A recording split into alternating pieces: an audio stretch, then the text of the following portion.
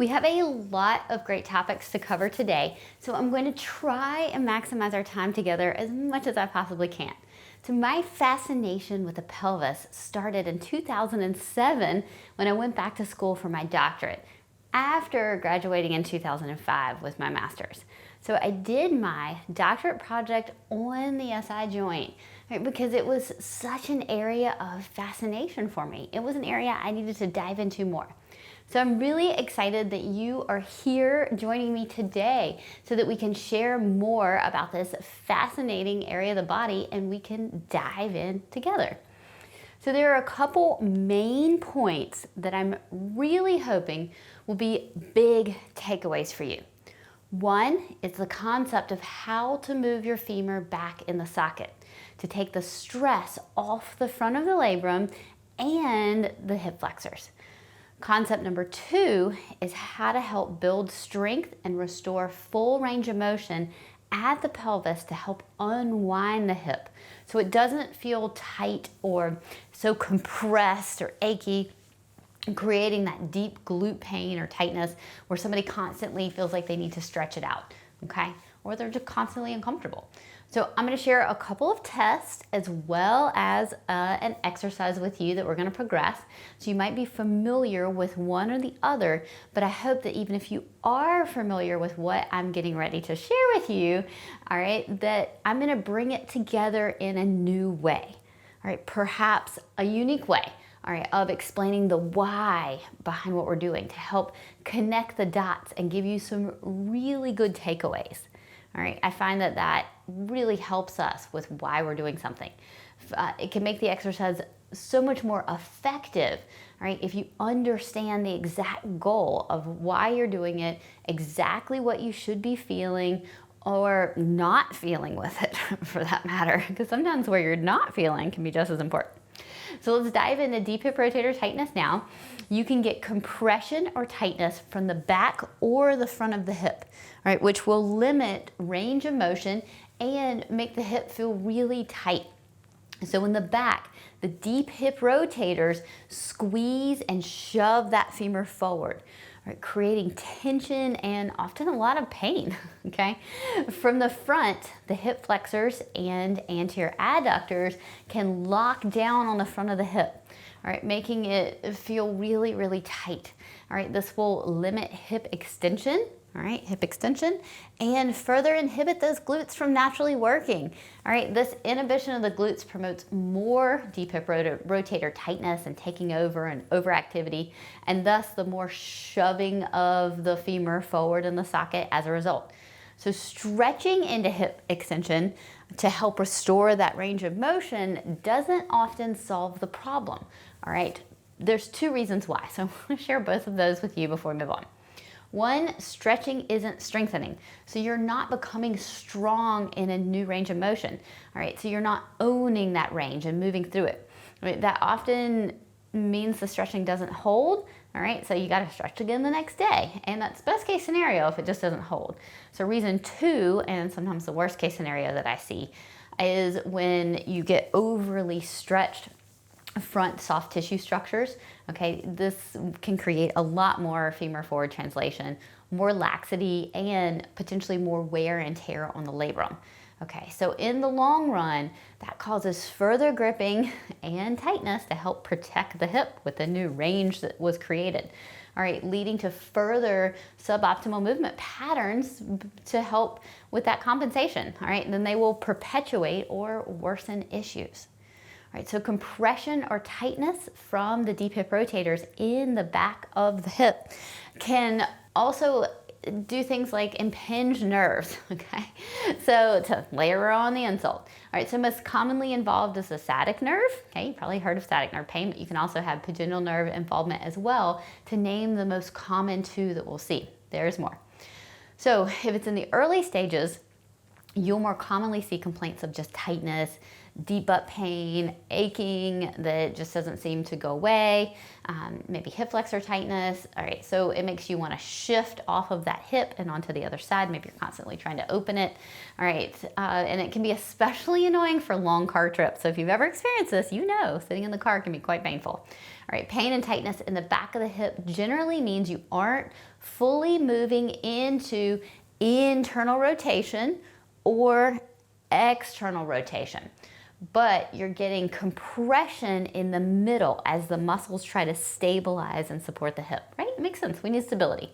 So our goal for today is going to be to work through tips on how to decrease muscle guarding, okay, get rid of that gripping, and restore full range of motion and strength to the hip. All right, so internal rotation is when you rotate the femur in, and external rotation is when you rotate the femur out. Okay, just to make sure we're speaking the same language, internal, external. All right, so if your client is always seeking out like a pigeon stretch, or your patient always wants to sit on a ball or a foam roller at the end of the workout, all right, then you're in the right place for joining me on this call here today, because that is what we're gonna be dealing with. So our goal is to help these deep hip rotators let go actively, not passively, so the femur can experience a strong, pain-free range of motion. Sounds great, doesn't it? All right, so there are two ways that you can tackle restoring active internal rotation. One is to eccentrically lengthen the deep hip rotators, okay? Moving the hip into internal rotation, but eccentrically loading, right? This loads those deep external rotators and asks them to let go with control. Eccentric motion works like magic for loosening while strengthening, which is really important and what stretching doesn't give you. All right, the second way is to concentrically pull the hip into internal rotation. All right, this loads the internal rotators and asks them to contract or shorten, all right, effectively providing length and down regulation to the back, to those deep hip rotators. All right, so you have both ways, eccentric and concentric. Both of these ways will help open the back of the hip and relieve that deep butt pain and tightness that someone's feeling. All right, but which one do they need, concentric or eccentric? All right, if you do the wrong one, you might still gain some ground, so all is not lost, but it won't be a complete fix. So personally, I like the I never want to have to think about anything again kind of solution instead of like a halfway solution Band-Aid. All right, the other thing to keep in mind is that applying the wrong approach could potentially make things tighten down a little bit more. Okay, so for example, if you help to drive concentric internal rotation from your adductors, but someone's adductors are already tight, they're already maybe guarding because they really needed more external rotation, strengthening instead of further internal rotation positioning. All right, so at this point, it would just cause more of that tug-of-war tightness happening between the adductors and the external rotators. All right, so that's when you see someone who can't sit cross-legged on the floor comfortably, maybe their knee is in the air, or maybe they get some pinching. All right, so they're having a lot of trouble moving their hip through that full range of motion comfortably. All right, so let's figure out whether you need eccentric or concentric internal rotation to help restore this great full range of motion in the hip. All right, so the prone hip extension test is one of my favorites, and it's great for identifying those who have that anterior glide of the femoral head. All right, so an anterior glide just means the femur is moving too far forward in the socket with movement. Okay, this is especially evident in hip extension. All right, so when it glides too far forward in the socket, it pushes up forward against the labrum, the psoas, the iliacus, all right, those front soft tissue structures. All right, most labral tears are degenerative tears. So keep that in mind, meaning wear and tear over time, not traumatic events. All right, so identifying those who have an anterior glide could be one piece of a great preventative tool. I mean, why wait until something becomes a major problem or major issue? I don't know about you, but I love prevention. All right, so join me face down now on the floor. So go ahead and pop on down and we'll go through the Shirley-Sarman test together. I think you're gonna love it. So for this prone hip extension test, we are looking at how the femur moves in the socket for hip extension. So let's pretend I'm lying face down right now, okay? And I'm going to lift my leg into extension. Now we should have nice rolling and gliding where we get great movement in the socket. But if we have an anterior glide on our femur that is too much, then what we'll see is that femur will push forward in the socket instead of spinning like it should going into that hip extension. So instead of us moving kind of around more of a fixed point, we get more forward motion than we should have in the hip. So you can see how as I push the femur forward in the socket, I end up stretching out and pushing into those soft tissue structures. Okay, now we can feel this fairly easily, I have found, by having somebody do a prone hip extension test. Now, this is one of those amazing tests from Shirley-Sarman that are so good. So what I want you to do is lie face down on the floor, and you are going to take your hand and feel the outside of your hip, okay? So you're feeling right here for the outside of that femur on that greater trochanter. And then you're going to lift your leg into extension. And what you're feeling for is how much does this greater trochanter push forward down toward the table or the floor, and how much does it kind of stay in space and let you move into extension without pushing toward the table.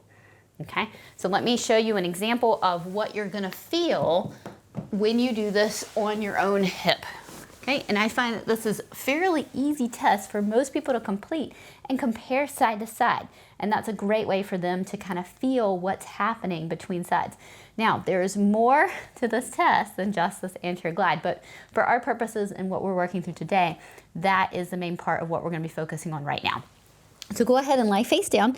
You are going to find your greater trochanter, okay? This is that bony part that sits on the outside that you saw on the pelvis. You're going to take your fingers and pinch it, okay? So most people can at least feel and pinch to some degree this greater trochanter. And now you're going to feel for motion. So as I lift my leg, if it pushes toward the table, okay, if it pushes toward the table, then I am seeing that forward translation versus if I lift my leg and it doesn't really move a whole lot. Okay, now you should be able to feel that difference of that forward motion versus staying in place, less forward motion. Okay, you'll get some anterior translation is normal with extension, but if you get a really big translation, you'll be like, whoo, okay, I have got a lot of movement. Now, if that way is difficult to feel or kind of suss out, which like I said, compare sides. If you're like, oh, I don't really know what I'm feeling, but then you feel the other side and you're like, whoa, okay, that was actually more obvious than I thought when I compare it to the other side. All right, but if you're having trouble with that, you can take your hand and you can place it right on the front. Now this is the front of the hip, okay, where that femur would push forward. So you see right there on the skeleton, you've got, if I put my hand right here, I'm putting it right there on that femoral head where it sits in the acetabulum, and I'm feeling for that femoral head to push forward. You can place your hand right there and then lift into extension and see what you feel. Do you feel a big push forward right there into your fingers, or does it stay relatively light on your fingers? And then once again, you're going to want to compare side to side to see what the other side feels like, and then that'll give you a good comparison on how much that femur is gliding forward in the socket. And I have a sneaking suspicion that you're going to note that that anterior femoral glide correlates with the amount of glute gripping, deep hip rotator gripping, and tightness that you get. So I tend to see more of that anterior glide in people that grip. All right, so let's continue on working through this course together. Thanks for joining me. Now, the reason I like to apply this test in this situation is because I generally find an anterior glide goes hand in hand with that deep butt glute gripping. All right, the more the femur moves forward, the more likely you are to experience that deep hip rotator gripping tightness or pain. All right, so what if you don't have an anterior glide? What if you didn't notice one when you did the test, but you still lack internal rotation? Maybe you get some pinching or some of that deep butt pain as well. So it's not from the deep hip rotators gripping, but from something else. All right, well, that's when you need to look at pelvic orientation, all right, and potentially concentric internal rotation exercises. So those are more favored for that scenario. All right, the second thing I want you to test in this assessment is finger pinching underneath your ASIS. All right, so go ahead and hop back down one more time for me on the floor and place your fingers underneath the front of your pelvis on your ASIS. So just right here like this. All right, do you feel your ASIS pinch your fingers when you go to lift your leg? Okay, does your hip come forward? Compare this movement side to side. Is one hip more limited in hip extension, creating more pinching or forward pelvis tipping? All right, compare that and see if the hip has more or less anterior femoral glide than the other hip. So all of these things are going to give you clues as to where to work and how to work. All right, so this forward pelvis tipping and pinching of your fingers under your ASIS is indicative of the pelvis lacking hip extension. And the motion is being robbed from the low back because you don't have it here. Okay, effectively orienting that pelvis forward. All right, so when this happens, the hip loses or has lost often that active, controlled internal rotation range. Since the common compensation happens to regain this range of motion is to tip the pelvis forward. So it's a way to gain internal rotation.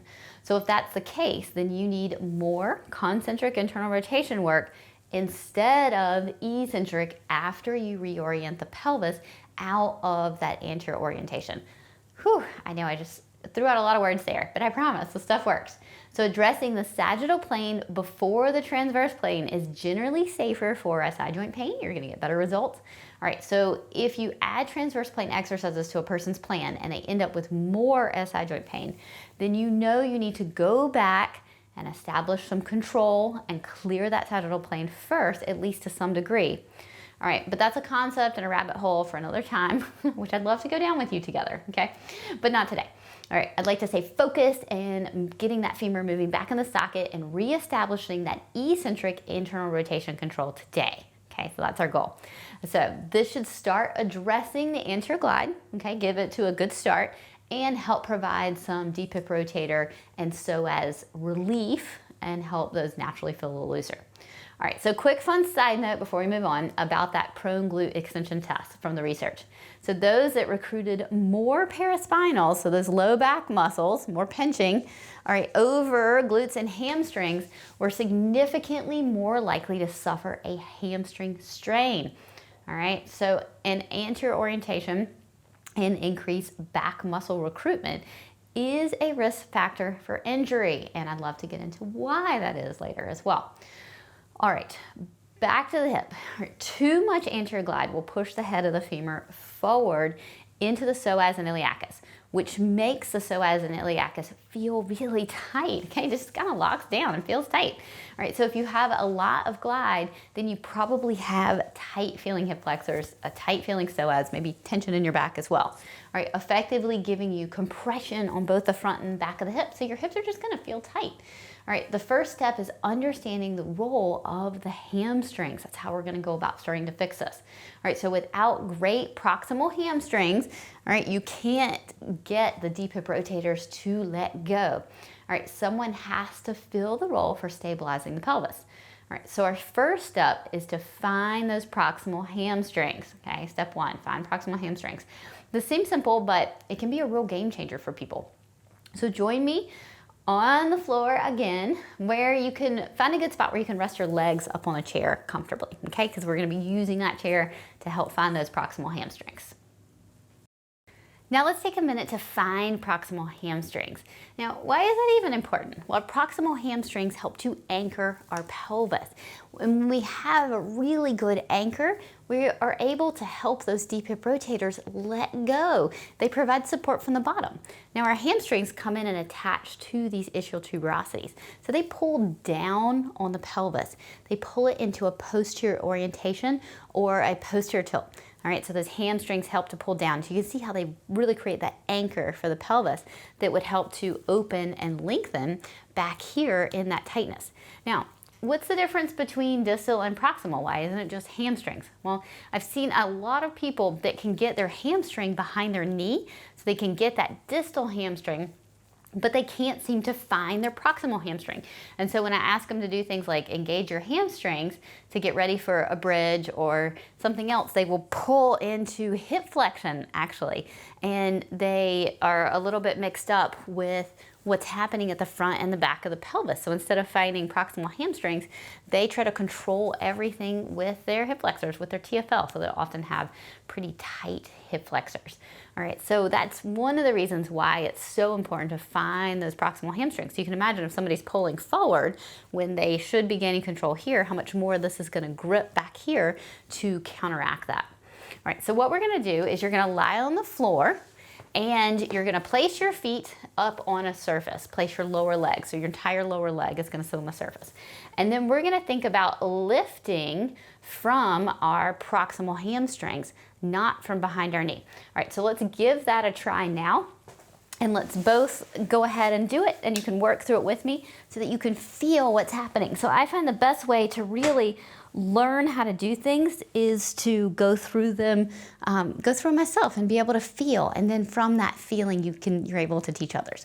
Okay, so place your legs up on something. Now, if you have a chair, you can place your whole calf on something, or like a big couch or something.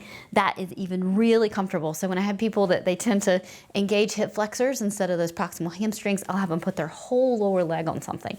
So just go ahead and rest it all the way on something, and that's gonna help with them finding those proximal hamstrings. All right, so what you're gonna do here is I want you to do this two ways. First way, I want you to think about driving your knees up, bending behind your knee. So see if you can feel that distal hamstring working. If you want, you can even include that with what I was talking about with a hip flexor to see the really wrong way to do it. Then I want you to try to forget about your knees. So it's not about driving your knees up, bending behind your knee. I want you to take your hands and place them right on those ischial tuberosities. Okay, so find those sits bones. And then I want you to think about dragging your sits bones up with your fingers. Okay, so very gently, just hold, drag those sits bones up with your fingers. So you're getting that posterior orientation from those proximal hamstrings. So drag up, and then I just want you to hold here for a minute. And I want you to think about taking your sacrum and making your sacrum really heavy into the table as you drag up. Now what you might be experiencing here is like, whoa, I have found my hamstrings for the first time. So if you get some cramping or it feels hard, just know that's completely normal, and that means you have not been finding your proximal hamstring for hamstring work. When you do hamstring work, all right, it's probably been more distal, so your hamstrings haven't been working to help control your pelvis at the pelvis, okay? They've been working more at the knee, which often makes the hamstrings feel really tight, all right? And makes us want to stretch a lot when they're overworking at the knee. Okay, so go ahead and think about this. Hands on ischial tuberosities, pulling up, find that proximal hamstring. So I want you to hold. And then what I want you to do is slowly let go back down toward the table. So you're almost fighting that motion, staying connected. So you can do a couple of these where you lift up and then fight it back down nice and slowly. The only thing that is contracting, that you're feeling contracting, is the back of your legs. Quads should be soft and squishy, so jiggle, jiggle, jiggle. Hip flexors soft and squishy, jiggle those. Even once you lift, there should only be tightness back here, feeling that proximal hamstring, feeling that entire hamstring belly, quads, hip flexors jiggly, and butt. Incredibly important to make sure your glutes, deep hip rotators, and pelvic floor stay relaxed for this.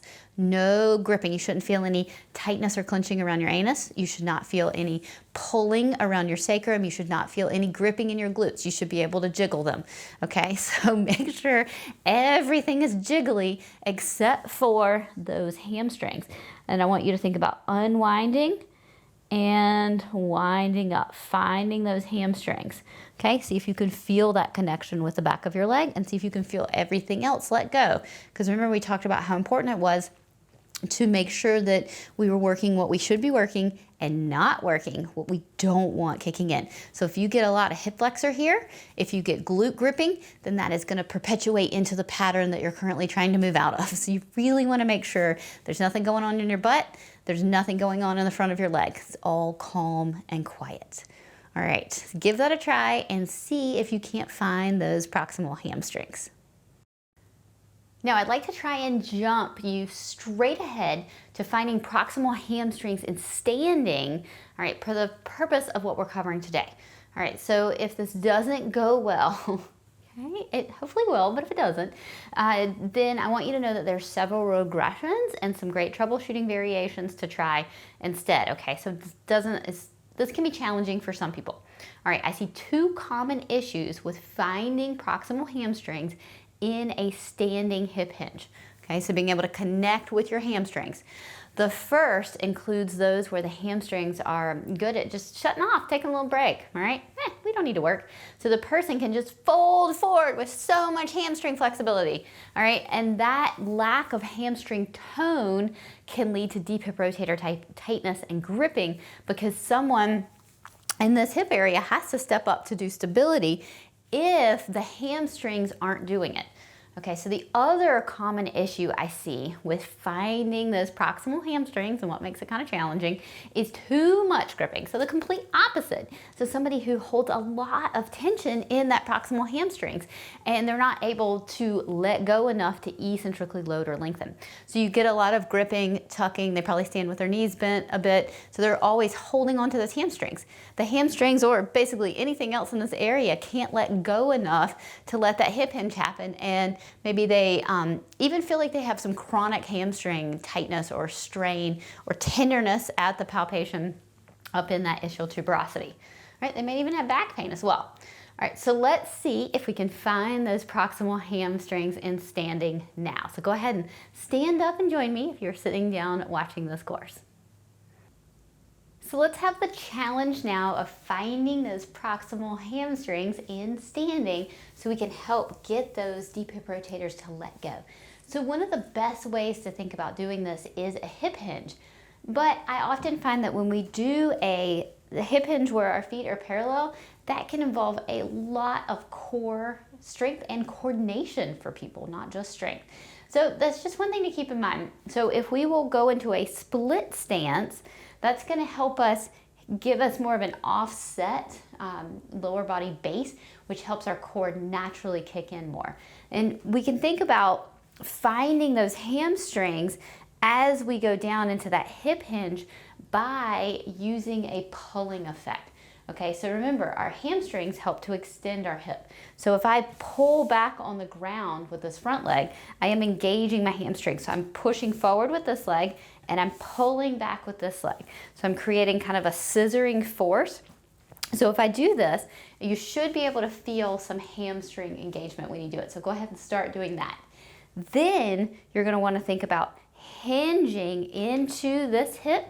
So I am hinging into this hip, making sure that nothing happens for going sideways. So you're gonna find those people that have a lot of issues with hinging, they will tend to drift. So if I have really tight deep hip rotators, I'm not gonna be able to really sit into this hip. So I'm gonna wanna escape that tightness by drifting over. So I like to explain this as, backing into a parking spot and you're trying to keep the car between the lines, right? And so as I'm backing into that parking spot, am I doing a good job of staying nice and even between the lines, or am I crossing over and getting a little too close to that other side? Okay, so this can be a great easy analogy for people to understand as backing into that parking spot. So you are hinging into this hip. So you are hinging into this hip, trying to connect with those proximal hamstrings. And if you have enough of a kind of a split stance and you give it a little bit of a pull, creating that tension, then it can really go a long way for helping to hinge. And what you may feel too when you create that offset pull is you might feel even more abs kick in. So as soon as you pull, you might be like, ooh, all right, that's good abs. I feel lots of abs. That feels really nice. Okay, so that's going to be step one. I want you to think about working that hinge. Now, we often do better with the more contact we have with the wall. So I'm going to move over here to the wall and I'm going to place my foot up on the wall. Now from here, this is going to give me a slightly different way of doing this. So if I push back with my back leg, then that's going to create a front force on my front standing leg. So it's going to be a scissoring force in a different direction. Now what that's gonna do is that's gonna help open up those deep hip rotators, and that's gonna help decrease and get rid of tightness. So if I push on the wall here, creating that force, I can often sit into that hip a bit better. So I'm gonna sit in thinking about that parking spot, sitting into that leg, having that more pushing force. And you should get hamstring engagement here as well and be able to feel that hamstring engagement. Now, a couple more tips and tricks that I like to try. Those that really like to kind of get rid of their hamstrings, not get rid of, but their hamstrings don't like to kick in to help them really hold and give that tone. Maybe they've got a lot of flexibility and those hamstrings like to shut off. Really cueing what's happening at the head, neck, and tongue can be extremely important for giving them a great hinge. So your body, the rest of your body follows your head. So I want you to try to do a trick for me. I want you to look way up, go ahead and arch your head and come down. Do you feel how it makes you want to arch your back and makes you kind of want to stick your belly out a little bit? Okay, looking up. Now, if I tuck my chin all the way into my chest, do you feel how it kind of makes you want to tighten your belly? But when you go down, it makes you want to tuck your bottom under a bit. Okay, so can you feel that difference with that head all the way out into extension or head all the way tucked into flexion? So I want you to try both of those, because I find a really neutral head helps us hinge into it more and find those hamstrings. Then we drift up. And honestly, if I just hold it right here, place my hands right on the top of my hamstrings and look up and look down, I can feel a difference even just doing this with a subtle engagement of my hamstrings. So if you're really trying to find proximal hamstrings on someone that's having a lot of trouble, then I highly recommend working through that head positioning. The other thing I want you to think about is tongue positioning. So what our tongue's doing helps to control the tension in our respiration diaphragm, our respiratory diaphragm, and our pelvic floor, okay? So our pelvic floor diaphragm. So we have 3 diaphragms in the body. So I want you to change what's happening at your throat by controlling what's happening at your tongue. So I want you to suction your tongue to the roof of your mouth like you're making a clucking noise, okay? But you're gonna hold that suction. So go ahead and suction, and then slide your tongue back a little bit. What you may feel is an orienting or even lifting of the head that feels really good. So suction your tongue, slide it back, and then try to have forward head posture. Do you feel how it just doesn't want to go? So that's one of my #1 tricks. I have people who are like, oh, you know, I sit at my desk all day, I have this horrible posture. What's your #1 posture cue that you can do to help me improve my posture at my desk? And I'm like, focus on your tongue positioning. Suck it to the roof of your mouth, gently pull it back, and it's almost impossible to have forward head posture. And they're like, whoa, that is not what I was thinking you were gonna say. I'm like, yep, full of surprises. So give that a try and see if you can feel what's happening to the head and neck and subsequent rest of the body when you suction your tongue and gently pull it back. All right, so give all of those things a try and see if you can do that hip hinge motion. And if somebody is really having a hard time, they tend to be more of the clinchers and tuckers, and they really can't sit into that hip, gaining that glute length. I will often have them take their fingers, place it on their bottom, and as they hinge back, feel that length happening with their femur. So then we know we're getting that glute length, that deep hip rotator length, and that control from their hamstring. The other thing you can do is you can help them by finding the wall. So often if people have something to hinge back to, that really helps them feel safe as well. So if they tend to be somebody that's like, I'm hinging, you can be like, no, let's find the wall. And that can help them as well. So try all those tricks, but start with that split stance. Start with the pull. See if you can feel the front hamstring, sit into that hip. Make sure that you are really, really, really sitting into the hip and you're not tightening and skirting and going out of that parking spot. Okay, give that a shot and then see if you can push from the wall, because our next harder variation, we're gonna be using the wall for pushing, and then we're gonna be working through full range of motion in the hip. And it's gonna be fairly challenging, but also fairly awesome. This is pretty challenging since we're up on our feet, right? So don't be alarmed if your client or patient needs a regression to make this position happen, but this position is functional, so it should happen. All right, there's a lot of exercises to find proximal hamstrings and create the eccentric load. All right, but I want to keep going and really progress this specific hip hinge into something that we will move into for that eccentric internal rotation loading that we really want to get to for this time together. All right, to really help those deep hip rotators let go. Okay, so let's take a look at what we just learned about owning a great hip hinge and add that eccentric internal rotation component to it. It's gonna be so much fun and such an awesome challenge. Now we're to our hardest version where we are going to be working the hip all the way into eccentric internal rotation. So you've got your hinge now, you're understanding these concepts, kind of how the muscles are coming together and supporting, but we want to go ahead and take this to the next level and layer on the next movement. So what we're going to be doing here is placing a foot against the wall. So that's going to give you that little bit of pressure to push off of, and then we're going to be taking the hip all the way into internal rotation and all the way into external rotation. Okay, so let me do this a couple different ways so you can see it really well. So we're going to be taking, pushing, finding the hamstring, sitting into that hinge like we practiced, and we're going to be going all the way into internal rotation and all the way to external rotation. Now, when you push into external rotation, there's a couple things I want you to think about here. I want you to think you should not feel a lot of hip flexor jumping out into your hand. If you feel a lot of hip flexor jumping out into your hand, that's telling me your glute max is not doing the work. Now, what I want you to try here is I want you to think about tucking your bottom just a little bit, pushing more through your heel, really grounding your heel here, and tucking your bottom and then reaching out with your knee. So it's almost like you're lengthening and elongating so that you can really get a good glute max contraction here, because this is an awesome glute max exercise. Okay, so as you push open into full external rotation, make sure this is not super grabbing, and this is what's doing the work back here. Now that can be very challenging and can take a little bit of time to work through, okay? So that's just, there are lots of layers to this, and there's lots of different exercises. I am skipping us from a starting point all the way to something hard because I want you to feel like you walk away with a complete picture of moving through an exercise, but there's so many different variations and so many different exercises. So don't get frustrated if this one isn't the best fit for you. Okay, when we think about moving into internal and external rotation, let me show you one more view of this. Okay, you're gonna move all the way into internal rotation, okay, on this hip, and then all the way into external rotation on this hip. Now let's talk about knee winging happening. So should my knee wing out to the side as I push into external rotation? Well, the answer to that is maybe, and that depends on how much adductor gripping you have. So if you have a tendency to really hold a lot of tension and gripping in your adductor, then I would let it go and let it wing out just a little bit.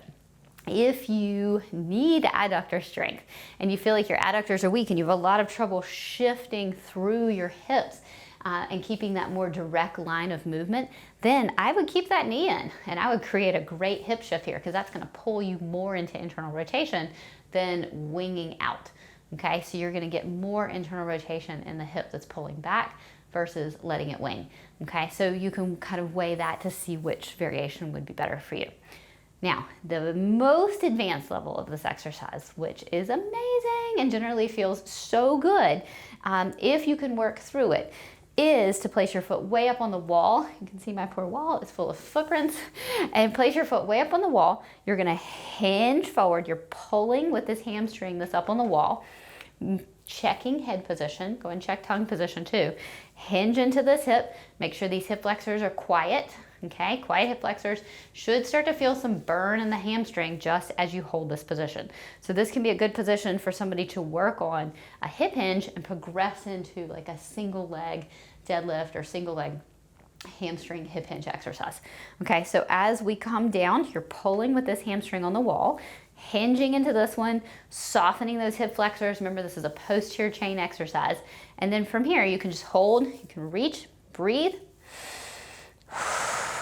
Inhale into your back. Reach and breathe. So holding and owning a position and breathing into it can really help further that exercise. And then if you want to add on another layer, to not take up too much of our time today, but another layer that really helps eccentrically load those deep hip rotators, you're going to hold here and you're going to go all the way into internal rotation. This is loading this hip into eccentric internal rotation. We are having to lengthen these deep hip rotators and glute max under a load, and then come back up into concentric external rotation. So you're pulling, a lot of glute max happening here, a lot of glute max. All right, pushing open. Your knee should come back a little bit for internal rotation, and then push forward for external rotation. You should feel absolutely nothing in your low back. You are moving, all the movement is coming from your hips. None of it is coming from your back. There is no twisting happening in the torso. Now, you can hold this position, so you can hold down an internal rotation. Breathe. This is going to help everything really, really let go. Then you can hold up into external rotation, and you can breathe here. Okay, sometimes holding muscles in their max shortened position also helps them reset and let go. Okay, beauty of moving through full range, right? So give that a try. You can also add a weight. You can add a weight to the inside, you can add a weight to the outside. Each one will have a different effect or load on the hip. If we add a weight here to the inside, that's going to weight those external rotators more in a loaded eccentric and concentric fashion. So if I'm holding over here on the inside, that is going to place more demand on my deep hip rotators, making them stronger. Not always the best place to start, okay? And so you might want to hold on the outside to start, which is going to give them a little bit of an assist, right? If I'm over here, weight's making me fall this way, that's going to help me go into loading this hip, because it's going to kind of unweight it a bit. But what it is going to do is it's going to recruit more adductor. So if you feel like your adductors are really weak, and a component of that, holding on the outside, helps you get more of that adductor pulling you into internal rotation. So it increases the load in that way, but eases it off the back of the hip. So play around with that, see which way feels better, see which way feels harder, and you can work through that. So just remember, hold, breathe, and as you move, make sure the movement is coming from the hip socket. Knee can push out, knee can go back, sitting into that hip, feel that length. Make sure as you come down, you don't spill forward, okay? Because remember our hamstrings back here, they are holding, creating the anchor so that we don't spill forward, because spilling forward is not internal rotation. It is cheating through the back. It's cheating through orienting the pelvis versus moving it into internal rotation. So I want you to think about keeping that hamstring anchor, keeping your pelvis from spilling forward, turning into internal rotation, turning into external rotation. No spilling forward, and you shouldn't feel a whole lot of hip flexor grabbing either, because that will also probably tell you you're spilling forward. Okay, so give that a try. It's a very challenging exercise, so work on those stages. Start by finding those proximal hamstrings. Don't go straight to this exercise. It's very challenging. It might be too challenging for where you're at right now. But I hope that you make it to the advanced version, and I hope you understand a little bit more now about how those deep hip rotators move and control. So as we eccentrically lengthen them, as we come here and we lower down, building strength in that full range of motion, they let go and they feel amazing. So as I'm coming down here, this is having to let go, let go, let go, let go, let go. Oh, and it's just gonna feel so good when you're done. You're gonna be like, oh, that is way better than stretching. So that is what I hope you walk away with, is like, this is exercise is way better for producing more lasting results. All right, so give all of that a try and see what you think. So even though we just started scratching the surface of understanding the hips and pelvis today, I hope you took away some really interesting new concepts on how to think about tightness and movement at the pelvis, okay? Ways further than stretching. All right, so I'm really glad you joined me to look at this one component of pelvic motion and a small part of movement intention. All right, our movement intention is so important.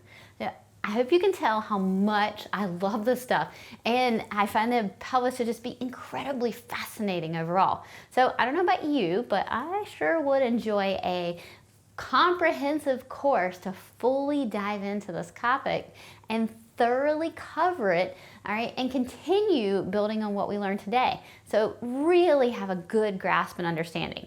All right, I think that would be a lot of fun. Well, guess what?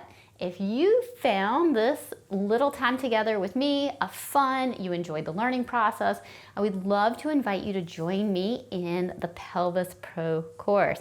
It's exactly like what we went through here, but a lot better. All right, so you get the whole picture, a complete understanding of the anatomy, and then a deep dive into movement patterns and specific issues like piriformis syndrome, SI joint pain, adductor tightness and strains, hip bursitis type pain, IT band pain, decreased glute strength, hamstring tightness and strains, deep gluteal syndrome, and even more than that, okay? We go into everything, all right? And if I do say so myself, it is very well edited and straight to the point. So there isn't a moment of fluff in the entire course. I'm not pulling up a video, searching for something, moving into a new position, okay? Or pondering an answer, all right? Like you might get in a lot of other recorded courses, all right? I care a lot about preparation and making sure this Pelvis Pro course is amazing for you. I wanna make sure it maximizes your time and is simple enough to really understand these complex topics on how the pelvis moves and functions. So on the research front, I included over 150 studies in the course, but I ended up reading probably 4 to 5 studies for each one that I included in the course. So that was hundreds of studies that went in preparation for this course. So not only is the course incredibly evidence-based, but it marries the perfect blend of movement and practical application. So we lay out sample exercise plans for each of those specific issues that I mentioned. All right, so you have a literal guide to walk you through incorporating immediate application for this stuff, okay? So it's not just all theory, it's like, here's your plan. All right, everybody loves a good plan, right? All right, so the Pelvis Pro course has taken a 20-year career of learning to pull together. So I am incredibly excited and hope you'll join me so we can continue learning together. All right, so hopefully I'll see you in the course.